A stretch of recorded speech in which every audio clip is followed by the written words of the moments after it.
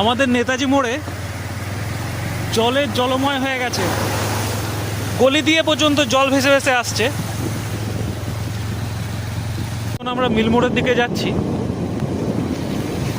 রাস্তার উপর দিয়ে জল, জাস্ট সব দিকটাই ভেসে গেছে। কাল থেকে অতি ভারী বর্ষণ।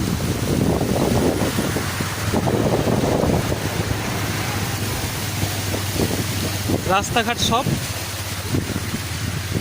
সব মিলেমিশে একাকার।